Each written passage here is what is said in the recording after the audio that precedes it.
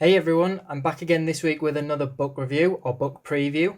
This is going to be the third book from 21 Draw that I've shown on camera. So if you haven't already, make sure you check these other two out. I'll put links in the description box below. That's The Character Designer and Learn from 100 Famous Artists. But today we're going to be looking at the Illustrators Guidebook. Again, this is 21 Draw. And I believe if you got one of the originals a long time ago now, that the cover used front and back is a different one. I don't think there's actually any illustrations on the original one. So let's dive straight in here. As always, I like to leave the book open just for a couple of seconds on the contents page, just in case you do want to pause it and have a proper read through at what's included.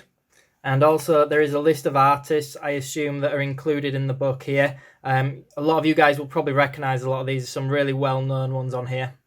So as you can probably tell from the get-go and from the contents, yes, this book is definitely going to include a lot of different artists' styles, but compared to some of the other ones that I've shown on camera, it is just a complete display of artist work. It's just showing a certain theme or a topic and showing different artists' take on that topic just to show their style. They're really good books to have, but they're not really tutorial books. Whereas this one, in comparison, looks much more like maybe not necessarily just a step-by-step, he says whilst it gives you steps, but things to actually learn from.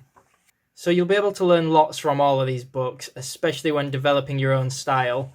But this one, I think, actually breaks down things like anatomy, which you can see there, nicely timed. And things like head proportions. I think it also includes landscapes and things like that. So probably a little bit of an overview of everything, or a lot of topics for artists, which is really good, of course. And all three of these books are available as PDFs, or you can still get them, I think, on the 21 Draw website. Love this artist, by the way. If you're into anime or manga, you'll really like this guy's work. Yeah, as I was saying, you can still buy them on the website, but I know originally they were only available as a Kickstarter project. So originally you had to back the project to get them, but they're definitely available now. The PDFs are obviously a cheaper version. And this book has 184 pages, I think, or something around there. And includes a little bit of character design as well, even though one of the other books focuses fully on character design, as you can see there from the title. Compared to the other two books that I showed at the beginning, this one is actually a little bit smaller, at least in length. I don't know how many pages the others have off the top of my head.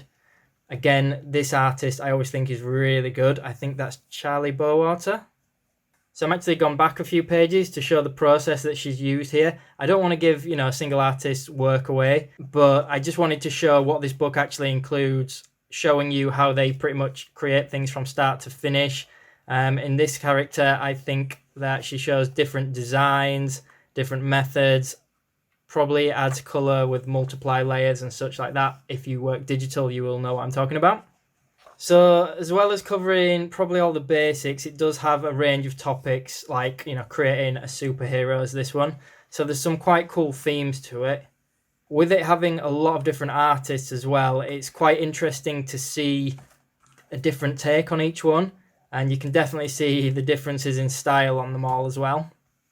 So whilst flicking through this, I've just seen that it's got Jazza in here as well. For those of you, well, you'll be watching this on YouTube, so a lot of you will be very familiar with Jazza. He's a very well-known YouTube artist and probably classed as an entertainer as well. So it's quite interesting that he's in here. I think it said that it's perspective that he's doing in this, along with a few other artists. It's definitely going to have different styles in it. So yeah, it's quite good that it does include perspective, because perspective can be a pretty boring topic, but it's also very important, I guess. And most people know that, but still don't like having to learn it, myself included. Admittedly, I'm not actually familiar with all the artists in this book, and the same goes with the other books in the series. But that's another good thing about them. It's a good way to find new art styles, new artists. You're not necessarily going to like them all, but I've definitely found a lot more artists that I was unfamiliar with that I really like the work of whilst looking through these books. and another chapter by Jazza. He's doing well. So out of the 3 books, don't quote me on this, but I think that the Illustrators Guidebook is probably the first in the series. And I would also say if you want to learn art and you were only going to get one, this would be the one to get, purely for the fact that it has more written information as well as images. The others have a lot of images but not a lot of text to go with it. So this one is really good to learn from. The others are probably a little bit better for actually showcasing art and styles. And hopefully I didn't repeat myself way too much throughout that. But that's it, guys. I hope you enjoyed this video. Again, I will put links in the description box below to these books as well, for those of you who want to check these out. I'll also put a link to a playlist full of other art books as well that you guys might like. And as always, if you did enjoy this video, make sure you hit that thumbs up button and subscribe for more content. Thanks for watching.